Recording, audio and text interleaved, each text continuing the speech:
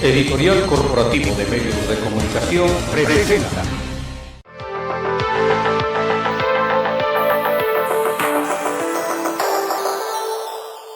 ¿Qué tal? ¿Cómo están? Con el gusto de saludarles. Estamos en Oaxaca, en La Mira. Y mira, pues ya estamos si no me falla la memoria, a 9 de octubre. Ya estamos avanzando con muchas cosas en este país. Y pues bueno, aquí está Oaxaca en La Mira, como todos los miércoles a esta hora, en las plataformas de regeneracionpluralidad.com.mx, en donde, como todos los miércoles, es un gusto y una grata alegría darle la bienvenida a mi querido amigo y hermano Raúl Castellanos de Regeneración Pluralidad. Hermanito. Gracias Cornelio, Alfredo, como siempre, estar juntos. Gracias a ustedes, gracias, invitados especiales. Y seguramente ustedes, obviamente, ya lo están viendo en pantalla, ahorita se presentarán oficialmente, pero antes déjenme darle la bienvenida, como todos los miércoles también, repito, a mi querido amigo, hermano, maestro de periodismo, Alfredo Martínez de Aguilar, de mujeres.com, benditas mujeres y todo lo que hay alrededor. Con el gusto de siempre. Bienvenidos, Gerardo. Gracias. Perfecto. Y hoy es como todos los Oaxaca en La Mira, pero hoy es un programa verdaderamente especial por la fecha, por el tema que se va a tratar y por muchas cosas que su servidor lo ha comentado en otras ocasiones. A veces, desafortunadamente, a la gente se le olvida, a veces pierden memoria de muchas cosas y luego hacen caravana con sombrero ajeno. Ya ustedes me entenderán después de que escuchen el programa y lo vean de qué me estoy refiriendo, ¿no? Pero es bastante interesante. Pero habemos otros, a pesar de que no estuvimos en esos momentos, pero que sentimos un orgullo en el que se haya logrado y se haya hecho. Ya me entenderán ustedes de qué estoy hablando. Voy a mandar un corte y regreso, más bien, vuelve el programa precisamente para que escuchen esta interesante charla en la cual vaya historia de las cuales ustedes van a enterarse, sobre todo las nuevas generaciones y las que están dentro de la Universidad Autónoma Benito Juárez de Oaxaca, y de cómo las cosas se forman y el por qué muchos se olvidan de lo que es en realidad la historia. Voy a hacer un corte y volvemos ya con este programa.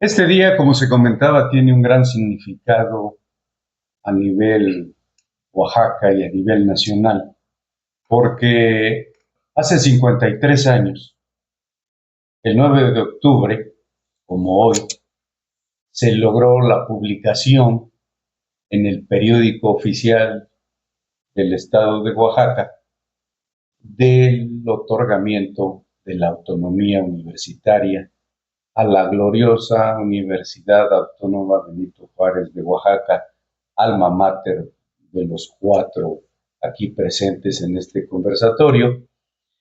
Y bueno, pues se trata de una historia viviente con hombres leyenda como Paco Pepe Ruiz Cervantes, historiador prestigiado a nivel nacional, un consumado líder social, político, particularmente en materia agraria, como Geraldo Estrada. Y bueno, pues nuestro amigo hermano Raúl Castellanos Hernández, polifacético, ¿no?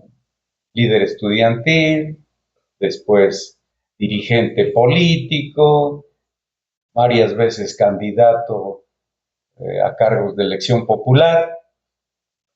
Hoy abordaremos pues el tema tan interesante, tan trascendente hoy más que nunca, sobre la importancia de la autonomía universitaria con motivo de este 53 aniversario. Paco Pepe, ¿cuál es la trascendencia en las condiciones actuales del mundo, de México y de Oaxaca, cuando parece que la autonomía ha dejado de importar, de defenderla, de cuidarla. Bueno, yo creo, siendo las cuentas, ¿no? Tenemos que remitirnos a 1980, cuando se hace la reforma al artículo 3º constitucional, producto pues, de una reforma política, ya en el 77, y que eleva a rango constitucional la garantía de la autonomía universitaria. Así es. ¿No? Pero claro, se cristaliza pues una demanda de mucho tiempo, de muchos años, de la defensa de la autonomía, ¿no? Digamos, la autonomía, si pensamos en 29, así es, cuando de la Universidad Nacional Autónoma de México, ¿no? Y posteriormente en las décadas subsecuentes, pues, y en particular yo creo que la autonomía tiene una relevancia, o adquiere una relevancia en particular creo que para los estudiantes, para los maestros, para mi generación, claro. Es después del movimiento ¿no? El Instituto Autónomo de Ciencias y Artes, que es el antecedente inmediato de la universidad, era Instituto Autónomo de Ciencias y Artes. En 31, el gobierno del Estado le había otorgado el decreto una reforma por la cual daba la autonomía. Era una autonomía relativa, claro, las funciones acotada, que tenía acotada y todo, pero seguía siendo autónoma. A mí me llama la atención que cuando en 55 se cambia a Universidad Benito Juárez de Oaxaca, no se le hubiera de entrada reconocimiento. Claro, podríamos decir, de hecho, la tenía. Claro. Pero yo creo que después del 68, después del movimiento estudiantil, después de lo que sentíamos que era el acoso del poder público a las universidades, que se convirtieron en centros de difusión, de pensamiento crítico, y en un momento en que hay un partido de Estado, que no hay instituciones políticas, ¿no? Entonces, como que la universidad, los estudiantes en particular, asumieron estas generaciones a la cual nosotros pertenecemos, pues planteamientos de carácter político que ahora, pues sí, pues eso lo tendrían que haber hecho los partidos, pero no existía. No lo sabía. Existía. Estaba el PRI hegemónico y la oposición reconocida, pues era el PAN muy acotada, muy, en fin. Entonces, pero un pensamiento que surge fuerte de la izquierda después del 68 reclama como una manera de defensa de este espacio de libertades políticas el tema de la autonomía. Y creo que la década del 70 se inicia con movimientos en favor de la autonomía en varias universidades del país. Particularmente Oaxaca, Zacatecas, Puebla.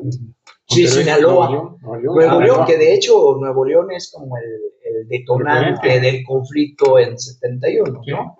Muy bien, el 10 de junio. Y yo creo que ahí, justo en ese contexto, está la particularidad de Oaxaca, cómo, bueno, se dirá más adelante cómo se obtiene, claro, sin llegar a la confrontación, ¿no? Claro. Que estaba viva en Sinaloa, en Puebla, sí, Guerrero y en Nuevo León, con la famosa ley orgánica de Nuevo León, ¿no? Cierto. Geraldo, tu comentario al respecto. Bueno, creo que es importante considerar el efecto que tuvo el movimiento de 1968.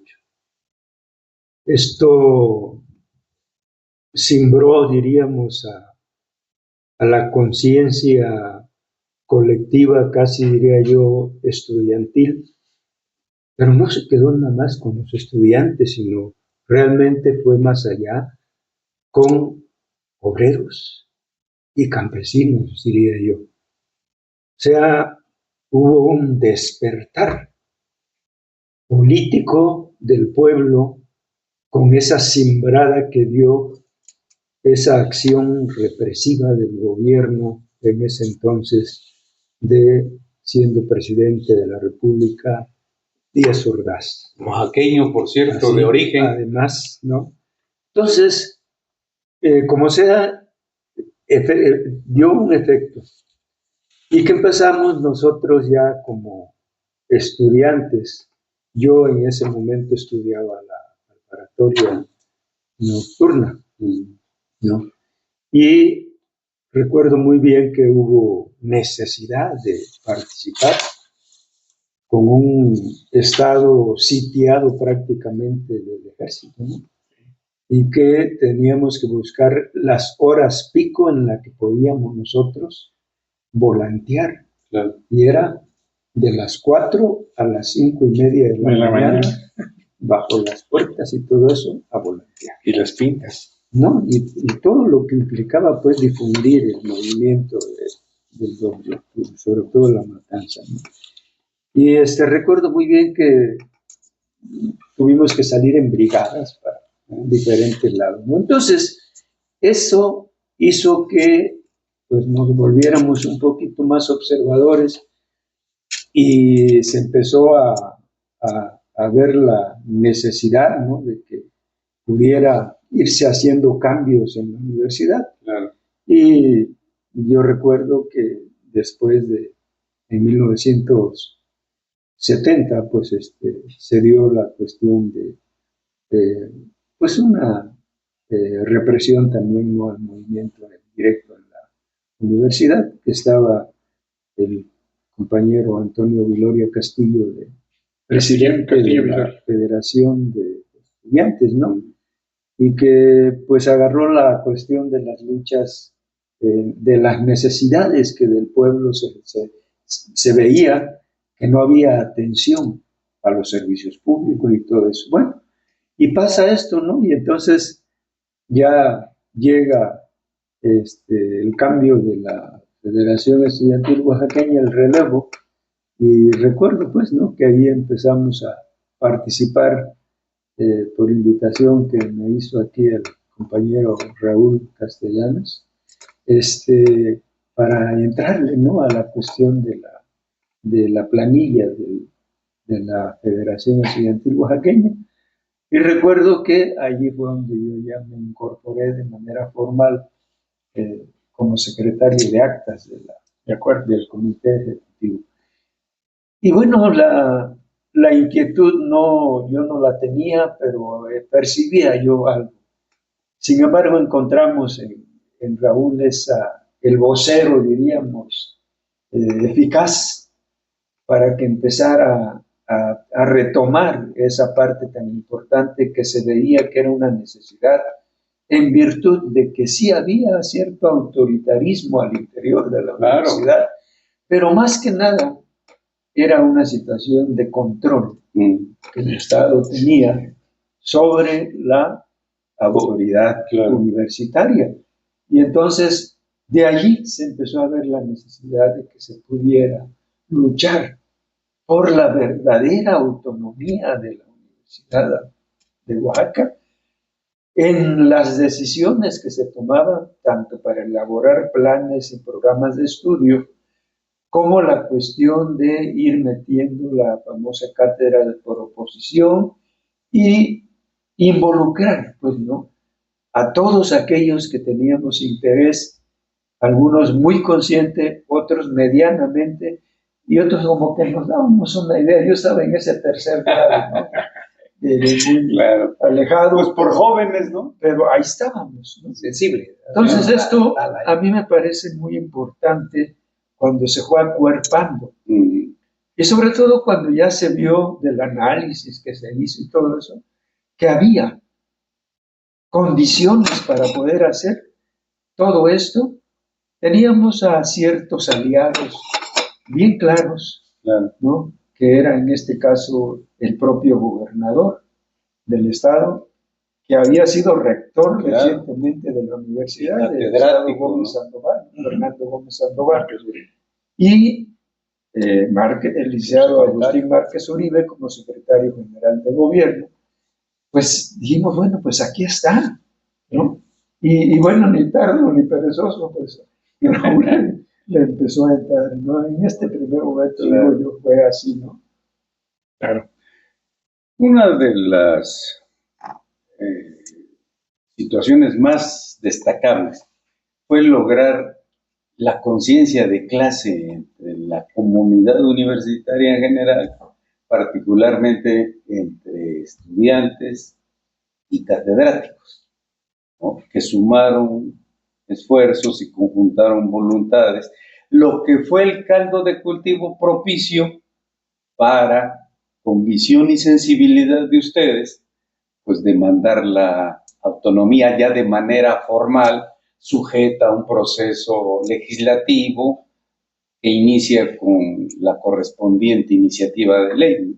Raúl, tú lo tienes muy presente porque fuiste uno de los principales promotores. Por favor, coméntanos al respecto, haz un recuento histórico de este logro extraordinario, ¿no? Bueno, primero, la verdad es que es un gusto poder estar con Paco Pepe.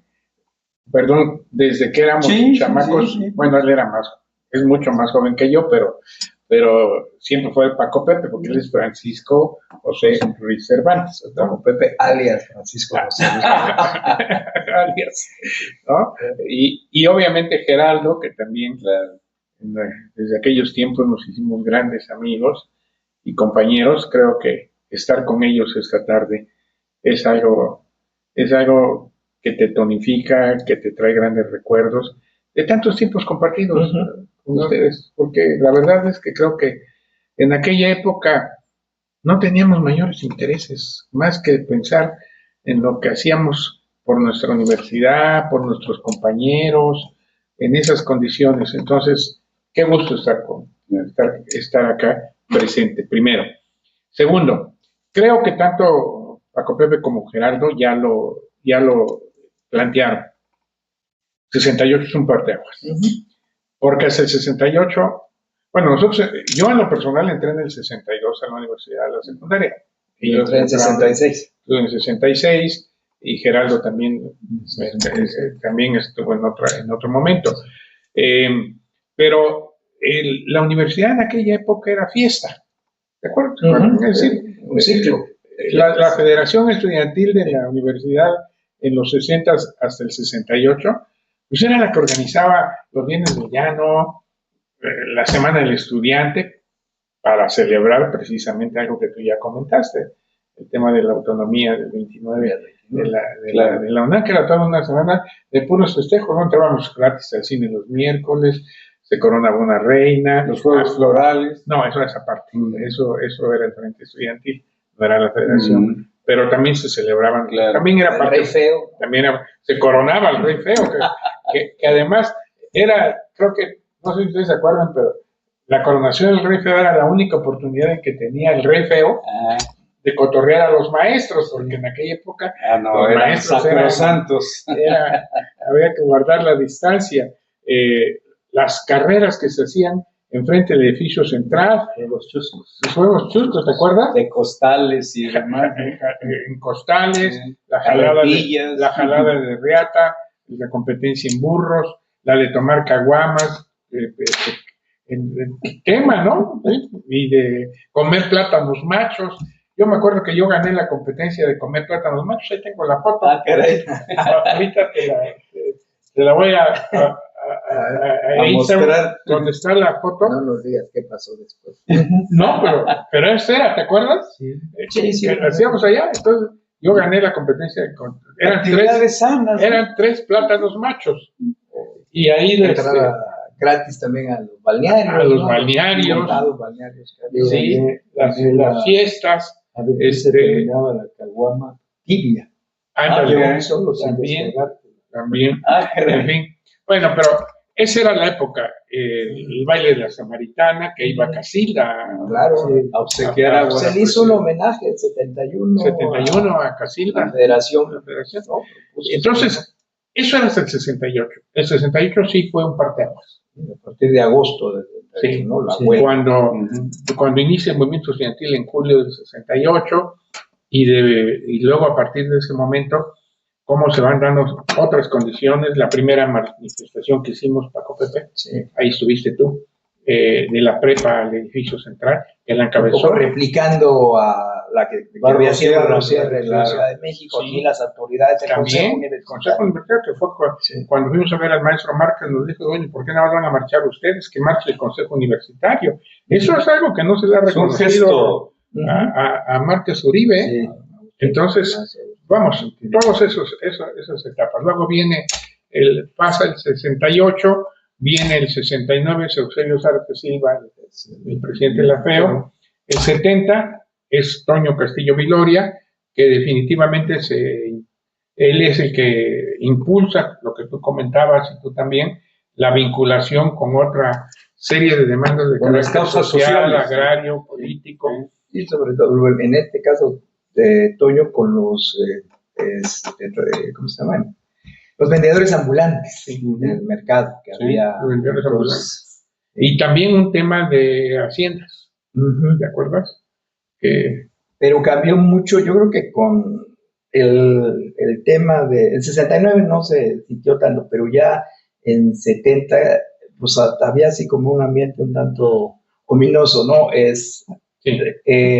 Echeverría sale como candidato a la presidencia y se empeña en abrir espacios, ¿cómo se llama? Cerrar la brecha entre las clases medias, universitarias y él, y entonces que a todo donde fuera tenía que haber diálogo público, y la FEO, eso fue es en la campaña, sí, y la FEO, Toño, pues decide que no, que él es responsable de la matanza del 2 de octubre, un poco con la experiencia de lo que había ocurrido de Echeverría allá dentro de Michoacán, se crea que se dice que no. Entonces se toma la universidad, el edificio, lo que nosotros le llamamos el edificio central, ahí en Independencia y Alcalá, se toma y se ponen mantas y en contra de la presencia, que era non grato, decía, Lea, ladrón, espía, asesino, eran las mantas que coronaban. Y no hubo diálogo. Y eso se pagó con Agosto, con la represión. Con el desconocimiento de la FEO, la expulsión de varios compañeros y el conflicto que hay en los días posteriores. La muerte de un compañero. La muerte que tiene que ver exactamente con la polarización entre los grupos, la muerte de un compañero, la respuesta de los compañeros de la prepa por retener a un maestro universitario, los compañeros van a la cárcel, teníamos nuestros presos políticos. Primeros presos políticos. Exactamente, los dos compañeros de la prepa que estaban en el hotel, y se abre de alguna una puerta cuando Bravo Aguja se va, ¿no? Bravo Aguja se va a la Secretaría de Educación Pública en 70 y se queda como gobernador interino, el maestro Gómez Sandoval, y nombra como secretario, como dijo el compañero, al maestro Márquez Uribe. Entonces ya hubo la posibilidad de establecer nosotros en la prepa con ellos la posibilidad de un diálogo y ver y ir atemperando y bajando las cosas, mientras por otro lado a nivel de la política estudiantil, digamos, este grupo que venía del 68, simpatizante, un grupo pues amplio, con diversos grados de politización, eso sí es cierto, logra contigo, Raúl, ganar las elecciones en febrero, marzo del 71, y como que ahí, sí, efectivamente, el hecho de tener otra interlocución en el gobierno, de ser universitarios, de tener una amplitud de mira, de saber de qué, de que estaba hablando con estudiantes y que ellos habían sido nuestros maestros y directivos de la universidad, rectores. Entonces, como que eso facilitó las cosas. Y claro, se va abriendo una perspectiva a nivel nacional. Y bueno, por eso creo que cómo se obtiene la autonomía es algo que luego a los compañeros se les olvida porque no hay un conflicto. Yo una vez les pregunté a mis compañeros, bueno, ¿ustedes se acuerdan cómo fue? No, pues no, no, porque nosotros pensamos que iba a haber un conflicto, que nos iban a decir que no, y entonces vamos como en otras universidades. Bueno, y el ejemplo era el de la Autónoma de de Nuevo León con una ley orgánica muy intervencionista y toda la cosa. Y aquí no fue. Bueno, y una cosa importante en esto de la autonomía es la elección de las autoridades universitarias, porque antes, pues el gobernador mandaba una terna a la asamblea universitaria, estaban los maestros y los... El gobernador ponía el rector, pues. El gobernador no, lo dijo alguna vez que entrevisté al maestro Márquez Uribe, y decía, mandaba la lista, ponía 3 nombres, pero no venían en orden alfabético. Pero se sabía que él venía en primer lugar. Él era el bueno. Él era el bueno. Y él dice que cuando él salió electo, él no venía en primer lugar. Ahí fue una primera, o sea, los maestros se le dieron la vuelta. Él no era el del primer lugar, era Mario Pérez Ramírez, el que va a ser el rector. Y entonces él llega como rector. Digamos, un primer intento de independencia es ese, de que él lo nombran rector, viniendo en el segundo lugar, ¿no? Entonces, bueno, por el planteamiento, pero además es la época de los 60, el antiautoritarismo, ya no hace todo el mundo, el cogobierno, ¿no? Entonces, pues, tenemos que elegir a nuestras autoridades, ¿no? Y en eso va se demandó paridad, ¿no? Exactamente, paridad en los órganos de gobierno, sí, exacto, ahí está. Era lo que el movimiento estudiantil planteaba en México y en otras partes del mundo, el antiautoritarismo, ¿no? Fíjense que Paco Pepe tiene, pero muy clara la película completa, ¿no? Muy clara. Es cierto, así fue. En 70 fue la represión, fue una contradicción que chocaba con el nuevo planteamiento que traía Echeverría en su campaña, es cierto, porque él entra el 1 de diciembre de 71, y esto es 70, perdón, de 70 y yo siempre he dicho que la represión en Oaxaca fue el último coletazo del gobierno de Díaz Ordaz. Yo así lo he asumido. Y se da esa circunstancia que Paco Pepe ha planteado muy claramente, el hecho de que llegan 2 exrectores al gobierno de Oaxaca. Inédito. Sí. Y en ese contexto había un director de la Escuela de Comercio y Administración, Rubén Vasconcelos, que simpatizaba mucho con nosotros, porque además era un hombre joven académico, venía de una maestría en Brasil, que eso a veces salir te cambia la vida. Y él era un buen interlocutor en aquella etapa, porque después del 70 nos reunimos en la casa de Pichín, ahí en Libres, varios de los que tú dices, compañeros que veníamos del 68, de diferentes tendencias, porque había, en el 68 hubo de todo, quienes tenían una posición radicales, otros de diálogo, centristas, sin duda, ¿no? Bueno, a ver, después del 68, contextualizando, el país surge la 23 de septiembre, en la Unión del Pueblo en Oaxaca, es decir, en Guerrero, Genaro, Lucio, la perspectiva de la guerrilla, el partido de los pobres, ante la cerrazón política, el camino es la lucha armada, ¿no? Entonces, era otro contexto, y creo que Paco Pepe lo ha ejemplificado muy bien, es decir, eso era lo que significaba pelear por la autonomía o luchar por la autonomía, pero para llegar a eso, fue necesario en los meses de diciembre y enero una interlocución, como él lo plantea, con el gobierno del Estado, porque sí, el gobierno del Estado tenía una influencia muy importante dentro de la universidad, sobre todo para que pudiéramos en un momento determinado reactivar la Federación Estudiantil, porque los dirigentes de la mayor parte estaban expulsados, había 2 compañeros presos.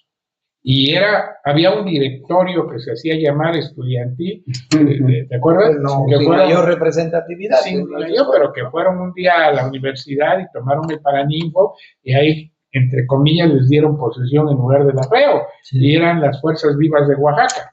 Yo no las cuestiono, pero en aquella época era otro contexto.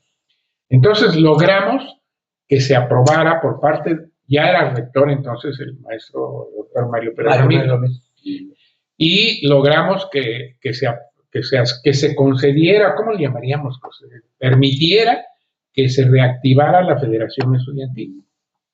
Y así es como armamos una nueva planilla. Entonces, todos los que veníamos de ese movimiento del 68 nos reagrupamos y fue como armamos una planilla, pues diríamos muy representativa de los sectores de la universidad.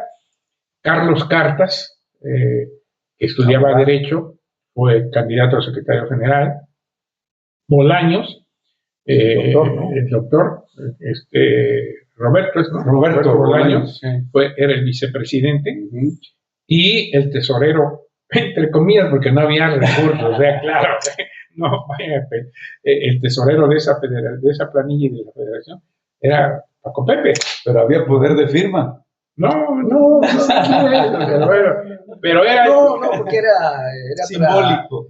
No, pero además era justo, ¿no? Una manera, vamos a ser distintos, claro, diferentes a las prácticas sí, antes, vamos a decirle así, que había habido antes, ¿no? Claro. O mantener una independencia, que la dirección estudiantil mantuviera una independencia tanto de las autoridades universitarias como del sí, gobierno. porque hasta el 68 la Federación Estudiantil en gran medida condescendía, por decirlo así, con los funcionarios públicos, ellos financiaban eventos, etcétera, era otro rollo.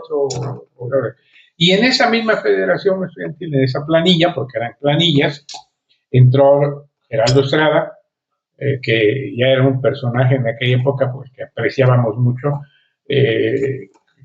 como amigo y como compañero, Rolando Calderón, Toño Flores Corro en festivales, Rolando Calderón era de conflictos, tú eras de acta, Nicéforo Urbieta en la cultura, maestro, artista plástico, Jaime Luna, sociólogo, antropólogo muy destacado ahora con los temas de la comunalidad, de estudiante y de músico, que le da muy bien a la guitarra. ¿Te acuerdas que las canciones de protesta le echaban? Sí, y componía canciones, Jaime, la cuestión cultural. Sí. Entonces hicimos toda una presentación de una muy buena planilla, yo lo digo así, para competir por la Federación Estudiantil. Hubo 3 planillas, si te acuerdas, en aquella ocasión.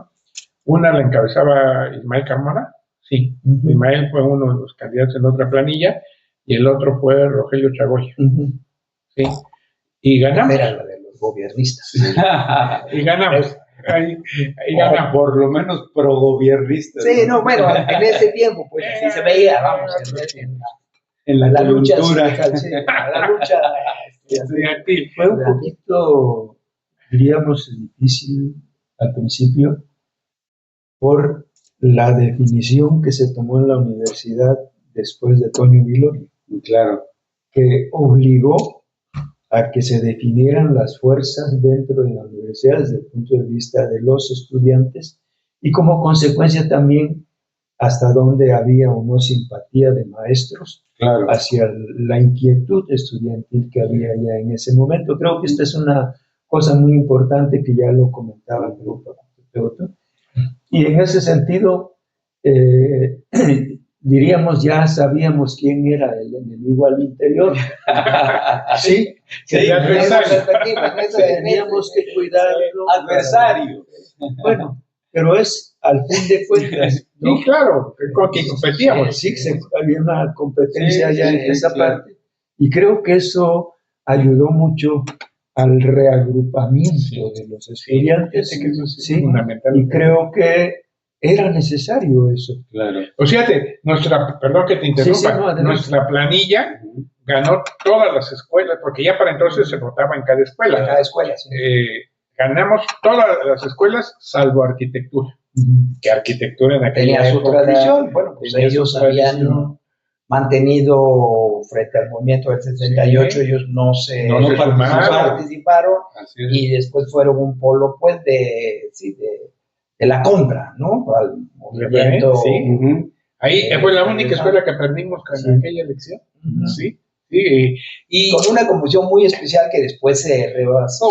Y luego se revirtió porque finalmente cuando ya lanzamos la iniciativa para este tema de la reforma universitaria, que es a lo que quiero llegar, y ya arquitectura tomó otra posición. Y Enrique Guzmán Calafel, que era el presidente de arquitectura, se sumó 100%, porque ahí voy al otro tema ya para seguir adelante.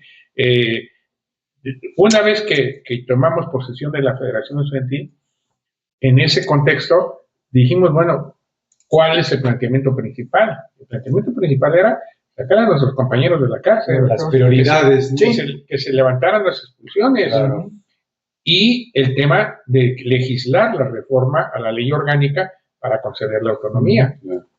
Sí.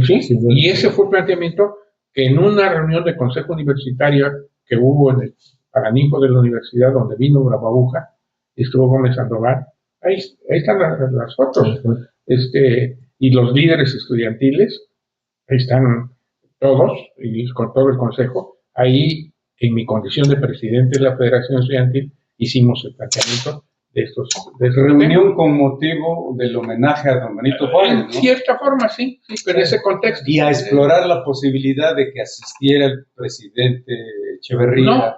No, fíjate que no, es decir, esa más que todo fue una iniciativa del rector, y él fue el que invitó al ingeniero Bravo, que ya era secretario de Educación, a Gómez Sandoval, vino Rangel Guerra, que era de la NUYI. Sí, Alfonso Rangel Bonfil, que era subsecretario de papá de Bonfil, que luego murió, que era subsecretario de Educación, Paco.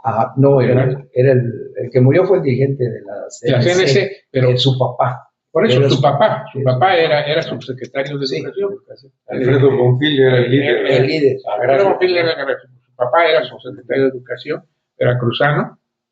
Todos ellos estuvieron en ese acto, y ahí nosotros presentamos esa iniciativa, que después bajamos a la rectoría, y sobre todo me acuerdo que Carlos Cartas le hizo una explicación detallada de los puntos que estábamos planteando, sobre todo en la reforma legislativa, al secretario de Educación, y al gobernador y al rector.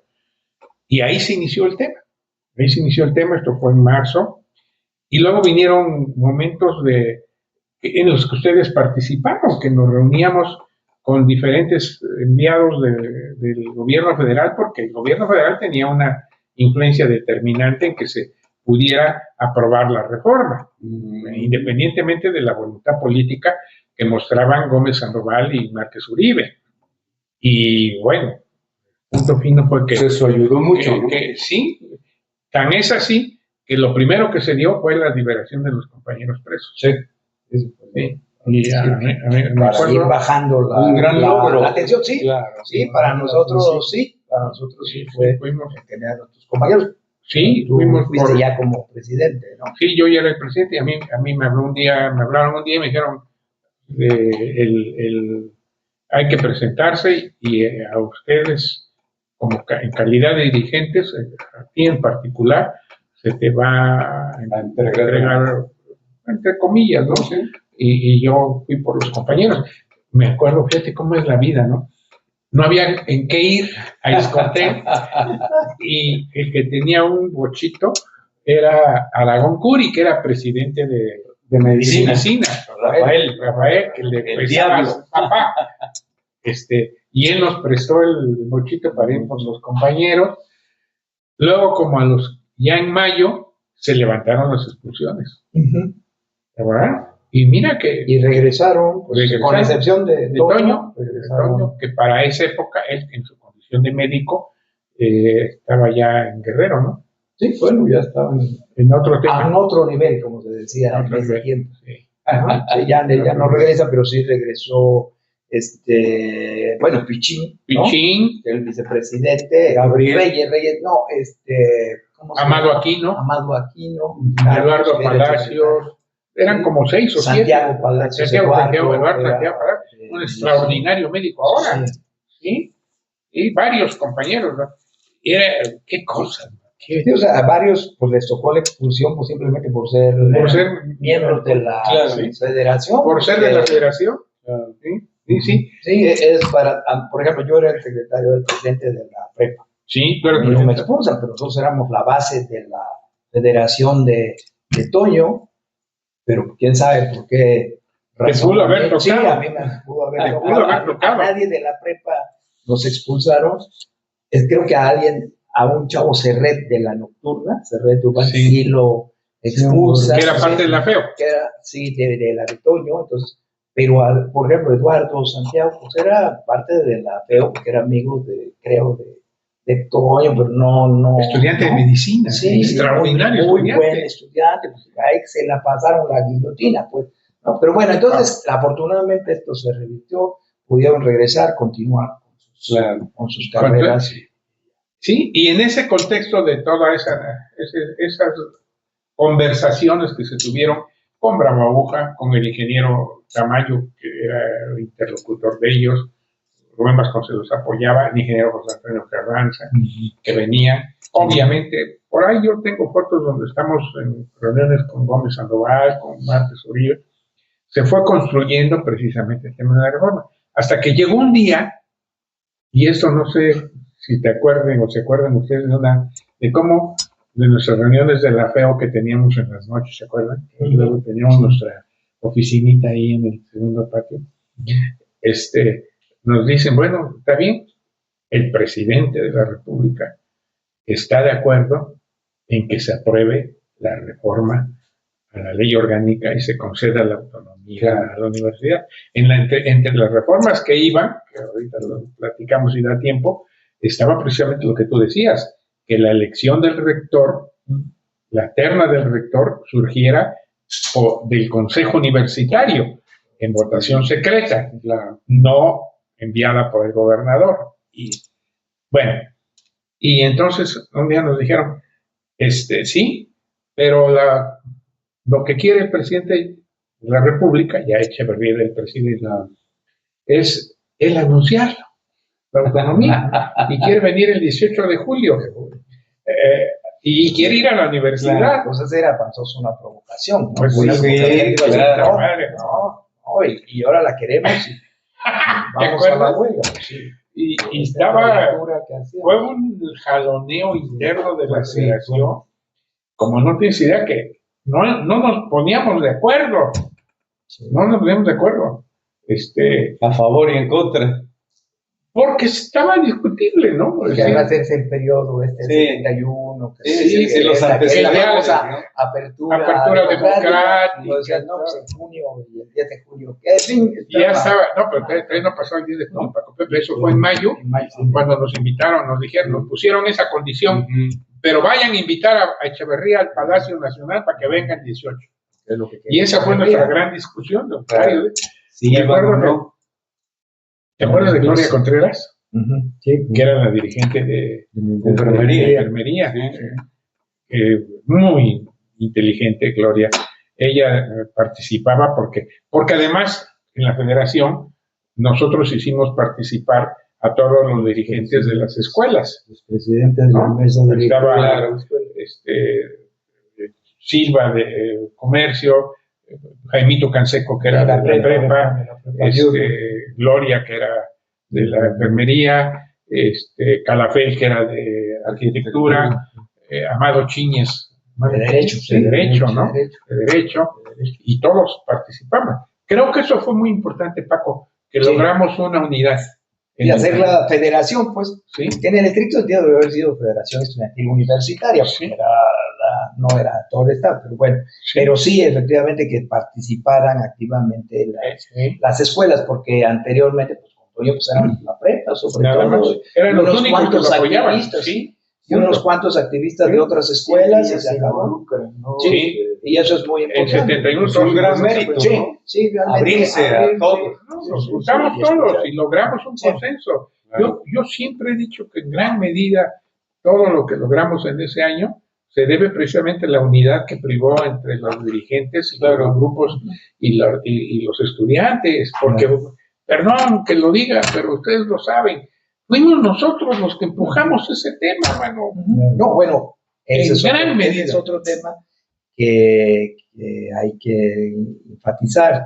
Esta es una demanda de los estudiantes a través de la Federación Estudiantil, digamos que viene del 68 con el planteamiento del Comité de Lucha por Reformas Universitarias, abrirse nuevas carreras y todo, y modernizarlas desde un estructuras de la universidad. Y efectivamente es una demanda de la federación, es una demanda de los estudiantes, digamos, no es la demanda de los grupos de poder o de maestros en la universidad, sino fue incluso, yo tengo la impresión que eso ponía incluso en una situación pues incómoda al doctor Mario Pérez Ramírez, porque creo que el doctor no estaba muy convencido. Él como que representaba el punto de vista de Bravo, que tampoco estaba convencido. Fue la bronca que tuvimos luego en octubre, cuando ya se había aprobado, en noviembre. Sí, de hecho, pues es la negociación de una fuerza real, que es los estudiantes organizados, y con el gobierno del Estado, ¿no? Estado y el federal. Ajá, y el federal, pero digamos, de alguna manera... había quienes no se fue ponían. Central. Sí, claro. Y en eso estábamos, para ver si íbamos o no a invitar a Echeverría para que viniera, cuando sucede el 10 de junio. El halconazo. ¿no? Y entonces, ahí sí cerramos filas y dijimos, no hay diálogo, no vamos, y mantenemos nuestra posición de reforma universitaria. Y me acuerdo que hicimos dos planteamientos muy fuertes, Paco, Geraldo. Sí. Dijimos, vamos a convocar a una reunión nacional de federaciones estudiantiles de grupo para que condenemos a Luis Echeverría como responsable de la matanza del 10 de junio. Y si viene a Oaxaca, todos nos vamos a ir a tirar al piso para que pase sobre nosotros. Así lo planteamos. Sí. Se adelantaron a Tiananmen. No, de veras, pero lo hicimos. Palabra. No, pues sí, claro. Ahí está. Tan es así que ellos midieron y ya a principios de julio, antes de que viniera Echeverría y todo lo que sucedía, todo ese rollo, el gobierno federal y obviamente el gobierno estatal dijeron, estamos convencidos de que la reforma puede proceder, y fue cuando le pidieron al Consejo Universitario, a la universidad, al Consejo Universitario, que hiciera una propuesta ya formal del documento. Y entonces fue cuando el Consejo Universitario aprobó ya una iniciativa de la rectoría. Yo tengo una copia, que está acá, donde ya el Consejo Universitario aprueba el proyecto de reforma universitaria que habíamos presentado como Federación Estudiantil. Aquí están, miren, la firma, la comisión que se nombró, José María Yáñez Pérez, que era el director de la Escuela de Derecho, insigne catedrático, Rubén Vasconcelos, Pedro Zárate Loyo, que eran directores todos. Sí, Zárate Loyo era de arquitectura. Aquí está ya la iniciativa que el Consejo Universitario aprueba. Y demuestra. Ahí está la iniciativa que aprueba el Consejo Universitario, están sus firmas de todos, de la comisión que nombra el Consejo Universitario, y ya el Consejo Universitario la envía formalmente al Congreso del Estado. No, al gobierno del Estado. Y el 16 de agosto de 1971, perdón que si me permiten, precisa el documento, claro, está dirigido a la Comisión Permanente de la 57 Legislatura Local presente. Y dice, por acuerdo del ser gobernador interino constitucional del Estado y para los trámites de ley, me permito remitir a ustedes en 4 hojas útiles circular enviada a este gobierno por el C. Dr. Mario Pérez Ramírez, rector de la Universidad Benito Juárez de Oaxaca, relacionada con iniciativa de reformas a la ley orgánica del Estado, del citado plantel, presentada por la Federación Estudiantil Oaxaqueña. Reitero a ustedes las seguridades de mis atenta y distinguida consideración, sufragio efectivo, no reelección, el respeto al derecho ajeno es la paz, el secretario general de gobierno, licenciado Agustín Márquez Uribe. Aquí está. Ahí está, es la historia, man. Nuestro maestro.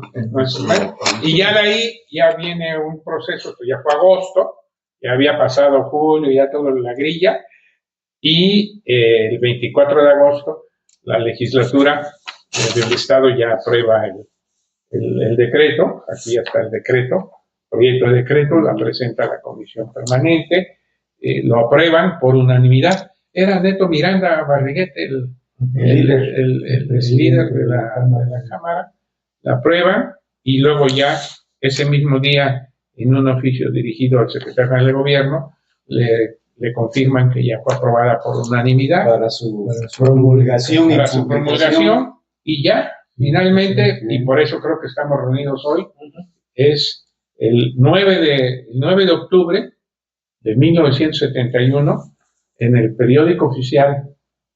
Qué envidia, a los tres. Fuimos parte, actores y protagonistas de un logro extraordinario. Quizás no se valoraba, quizás, pero a la distancia. Es que periódicos, algunos decían, no, queremos apertura, queremos revolución. Todavía había contradicciones, claro. Pero era a nivel nacional. Sí, era la tendencia. Sí, para dividir el momento, quizás haya tiempo como para platicar eso, pero efectivamente, si lo ves ahora, sí es una... Periódico oficial, 9 de octubre de 1971, se publica el decreto 276, donde está precisamente lo que tú comentabas, Paco, del tema de la elección del rol y todos los temas que tenían que ver con la universidad. La rectoría y también las direcciones. Las direcciones, porque además fue una reforma bastante amplia. Es decir, mire, empieza acá y son todos estos artículos que reforman la vida interna de la universidad, aparte del tema de la universidad. Nomás le diría, si me permiten leer el artículo número 1, que dice, artículo número 1, se reforma el decreto número 131 publicado en el alcance al periódico oficial número 4 del 22 de enero de 1955 en los siguientes términos. Y este es el artículo primero. Se concede plena autonomía a la Universidad Benito Juárez de Oaxaca, emanada del Instituto Autónomo, Autónomo de Ciencias y Artes del Estado, por decreto número 131 del 17 de enero de 1955, publicado en el alcance del periódico oficial número 4 del 22 de enero del mismo año. En consecuencia, en lo sucesivo, dicha casa de estudios se denominará Universidad Autónoma Benito Juárez de Oaxaca. Ahí está. Felicidades, señores. Hablaba yo ahorita de un paréntesis. Sí, por favor, vale la pena hacerlo. Que como un organismo estudiantil tiene la visión, tiene la capacidad organizativa y la cuestión jurídica y a la vez la situación política de poder llevar una demanda de tanta trascendencia para poder considerar a un centro educativo con la capacidad de poder tomar todas las decisiones para mejorar la docencia, la academia, la investigación. Y recuerdo muy bien esto y lo hago referente porque de aquí empieza a nacer, con todo lo que se generó a partir del 68, las corrientes que habían de escritores de diferentes, diríamos, calibres, sobre todo de Latinoamérica, que impactó mucho en las diferentes escuelas o universidades y que tuvo cobijo luego inmediatamente después una petición de estudiantes para lograr el Instituto de Investigaciones Sociológicas de la universidad. Pero ojo, aquí era crear una planta de maestros para la formación de catedráticos, Claro, pues, ciencia social. a poder lograr que se fundara o se creara la Escuela de Sociología en la Que Universidad. fue el antecedente Sí, del instituto. sí, pero hubo tantas cosas que se dieron que tuvieron temor de que no solamente ya se había logrado esta parte tan importante de los propios estudiantes y que todavía se nos premiara con una escuela Sí, claro, de sociología es cierto, de formación ideológica, podríamos decir, más profunda. Y entonces ante ese temor se sesgó el proyecto este famoso que, bueno, pues tú lo tienes muy claro en esta situación. No, yo ya estaba en México. Pero vale la pena, pues, ¿no? Pero tú eras dirigente, Vincular, Negro. sí, yo ya estaba. Porque aquí hay que plantear también lo que es la historia. Después de la Federación de 1971, que a mí me tocó encabezar, el presidente fue Rafael Garza Iturribarría, a quien respetamos y recordamos con gran afecto, porque también fue un gran líder, que además tuvo iniciativas muy interesantes e importantes, entre otras el del bufete universitario, popular universitario. Y después de Gasga, el presidente de la Federación Estudiantil fue Geraldo Estrada. Sí. Y fue cuando se crea precisamente el instituto, que es una iniciativa de programa, ¿no? De formación de maestros. Entonces concluyo, ¿cómo se van concatenando estos hechos, estas inquietudes, y se llega a concretar, claro. ¿no? No como se quería, pero se concretaron acciones muy importantes desde el punto de vista, digamos, académico y de la investigación. Docente. Y que la universidad tuvo una proyección, y aquí es donde viene también parte de, creo vale la pena mencionarlo, cuando el licenciado Rubén Vasconcelos Beltrán, estando como rector, proyecta la extensión universitaria a los pueblos, digamos, de aquí de valles centrales y a algunas regiones también. Claro. Y que esto ya a través de la cuestión del servicio social que se creó y que tuvo una proyección importantísima, que con la FEO se iniciaron las brigadas, ¿no? Sí. Que se llevaban a cabo para llevar el servicio social a esas comunidades. Yo creo que esto es necesario que se retome por ahí, tenerlo presente, para poder actualizarlo, ¿no? En la mentalidad de los universitarios, que creo es muy necesario, porque ahorita no hay conciencia de este tipo. Hay intereses, las redes sociales pueda seguir proyectando a la universidad y que le demos, digamos, acuerpar todas las inquietudes, necesidades que los pueblos tienen, los grupos más necesitados, porque siguen ahí los problemas. Entonces, que se retome esto, ojalá no hubiera un despertar. Para eso necesitamos que alguno de ustedes sea rector de nuestra gloriosa alma mater. Paco, a ver, yo lo que quería era Paco. Afortunadamente estoy más allá.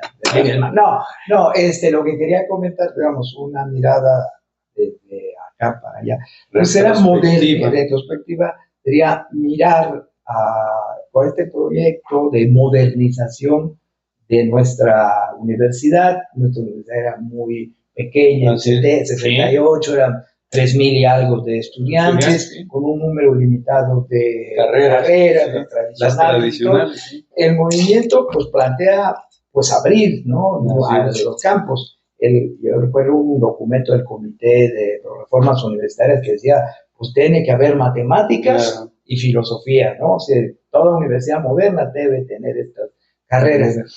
Y la autonomía permite que los estudiantes voten, que se elija internamente un rector y a los directores, y este nuevo rector, el maestro Vasconcelos Beltrán, pues viene también acompañado de un conjunto de ideas y se abren nuevas opciones profesionales. Ese día que estuvimos a los 50 años del programa, de la apertura del programa para la formación de profesores en ciencias sociales, como lo decían, nos recordaron que este año también se fundó odontología, ¿no? Ciencias químicas, que era una carrera técnica, se convierte en licenciatura. Entonces sí hay una apertura y consolidación. Exacto, se abre más opciones. Esta ya según existe, ¿no? Ya, que en ese sentido también es otra, perdón que lo diga, pero es otra iniciativa que tuvimos nosotros en la Federación de plantear un subsidio especial para la construcción de ciudad universitaria. Perdón, digo, entonces pues ahí está. Crece la universidad como debiera crecer. Claro, éramos ya un montón, ¿no? Se supone que debido a la que no había televisión, pues éramos un montón, y por eso se hizo el famoso plan de 11 años con López Mateos, claro. Pero en 70 éramos muchos ya los que íbamos a la universidad o al medio superior, y después entraron en educación superior. Entonces sí era necesario efectivamente un espacio exclusivo como es el de Ciudad Universitaria. Fue parte, como digamos, también de las políticas públicas. En otros estados hay ciudades universitarias, pero era la tendencia demográfica de un país joven, ¿no? Como era México en ese momento, y las ideas, esto que tú dices, la cuestión de las ciencias sociales era muy potente, el tema de explicarnos lo que estaba pasando en nuestro país, y las ciencias sociales tenían esa promesa, ¿no? Yo creo que no por algo aquí ocurrió que se abriera este programa de ciencias sociales y que hubiera ahí sí el apoyo también de otras instituciones en la UNAM, el Instituto de Investigaciones Sociales de la UNAM, para fortalecer. Los compañeros tuvieron un programa de lujo, el más importante, creo que en la y aquí Latina. También es importante decir que la Federación Estudiantil siguió empujando. Sí, claro, por supuesto. Tenía muy claro su proyecto. La dicha de haber participado en la inauguración de una parte ahí que se consideró muy especial, pero el arranque de los trabajos de edificación de Ciudad Universitaria. Claro, que lo que planteamos en 71. Sí, exactamente. Cuando se promovió construir comercio, ciencias químicas y arquitectura. Arquitectura fueron las primeras, ustedes tienen que ir para allá. Y bueno, esto yo creo que vale la pena. Claro. Sí, que tenerlo presente, claro. Esta parte, ¿no? Y yo cerraría esta parte de mi discusión como comentario. Se humanizó la universidad más todavía con haber permitido que los trabajadores de la universidad participaran en la toma de decisiones y se formara su sindicato para que tuvieran condiciones de trabajo mejores, más, digamos, más justas, porque no se podía andar luchando hacia afuera si adentro no se había hecho, no había congruencia, ¿no? Y esto te tocó a ti, a mí me tocó. Sí, a mí me tocó. La creación del Estehuaco. Sí, en esa parte. Pero fíjate lo que son las cosas. Desde la reforma de 71, ahí se contempla la participación de los trabajadores. Sí, la paridad, ¿no? No paridad de los trabajadores. De los estudiantes sí, de los consejos, pero los trabajadores la participación en un porcentaje que incluso cuando se da la primera elección del rector de la Universidad Autónoma, que fue Rubén, ahí hubo una representación importante por trabajación de la ley de los trabajadores. Sí. Antes de cerrar este programa especial, vamos a un corte y volvemos con ustedes.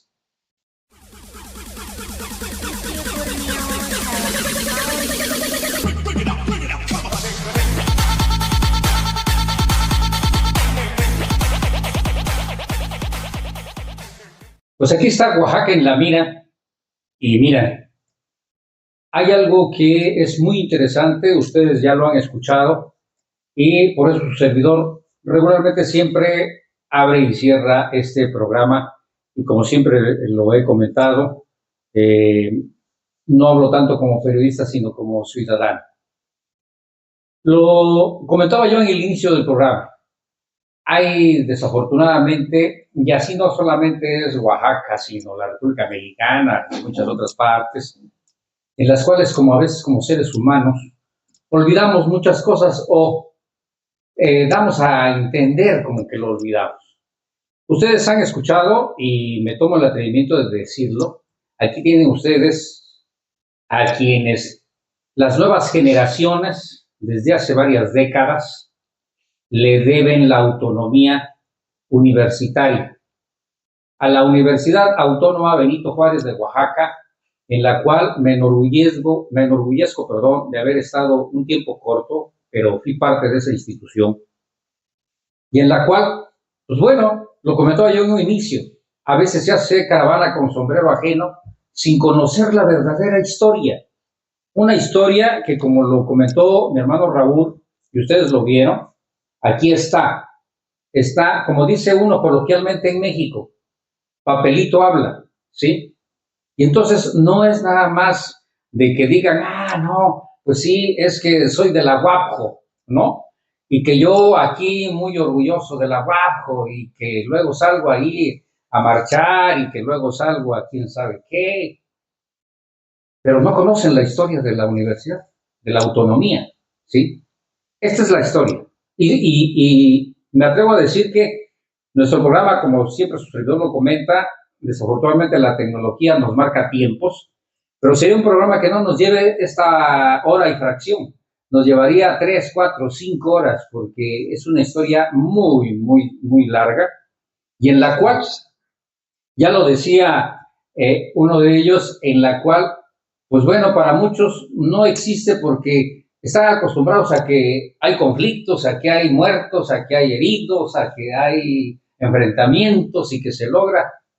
Pero esta autonomía se logró de una manera tan tranquila, tan inteligente, tan, bueno, pacífica. A veces algunos dicen que los tiempos antes fueron mejores. No, cada tiempo tiene su historia, ¿no? Pero he ahí de que aquí solamente están aún todavía 3 de los que lograron, y a quienes les deben, jóvenes, y me lo atrevo a decirlo, y lo digo con las palabras claras, porque su servidor Merlín, como ha sido mi eslogan desde hace 45 años, digo las cosas como son, pésele a quien le pese, le duela a quien le duela, le arda a quien le arda, y no digo más porque no se puede decir. Pero aquí están 3 de los que a ustedes, nuevas generaciones de la Universidad Autónoma Benito Juárez de Oaxaca, le deben la autonomía. Así. Y cierro con esto.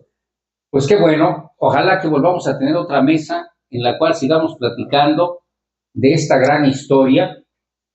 Hoy yo me tomo la remeta también de decir, mi hermano Raúl, no pudieron venir otras personas de que aún todavía están dentro de este aspecto, porque tienen pues, otras actividades y otras situaciones, pero aún están, ¿sí?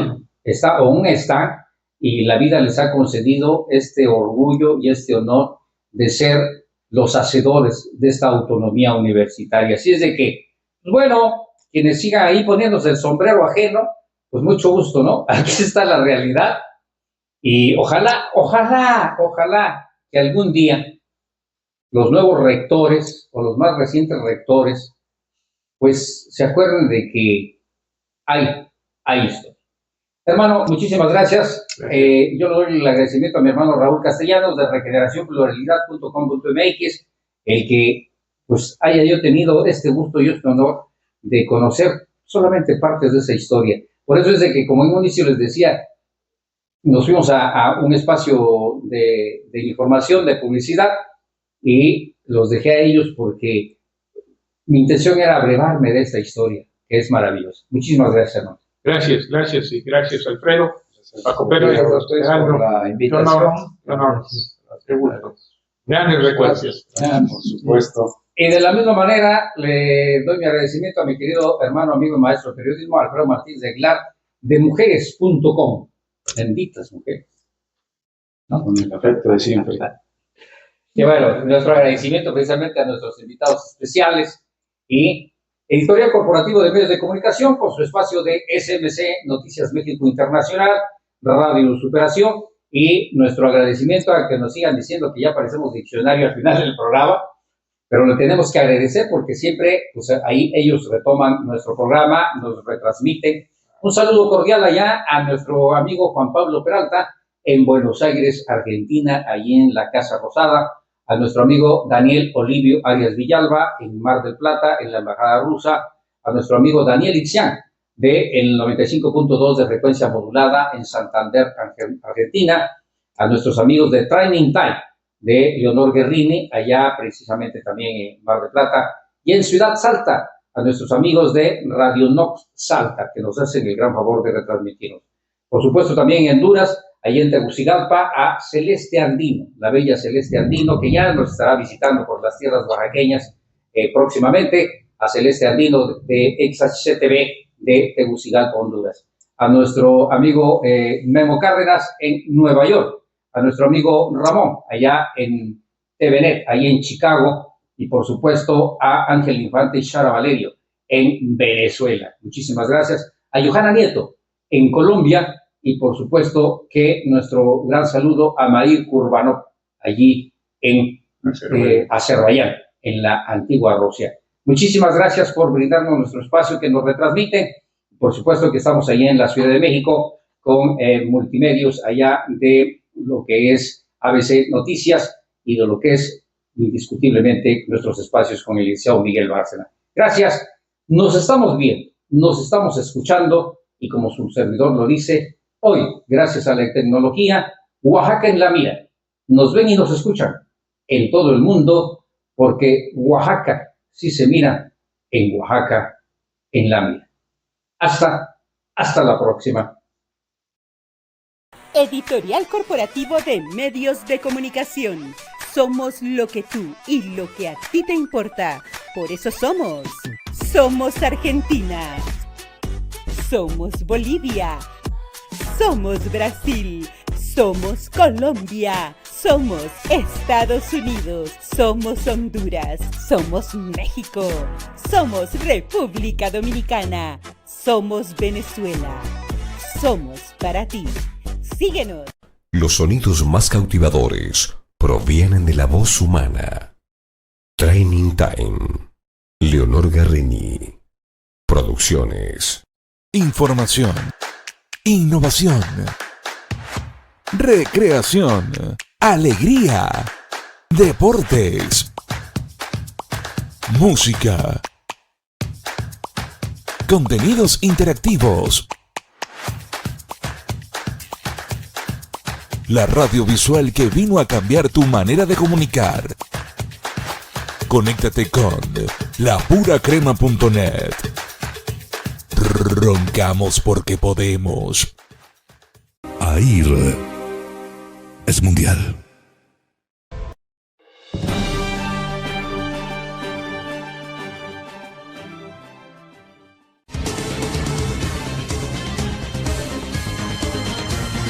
Editorial Corporativo de Medios de Comunicación presentó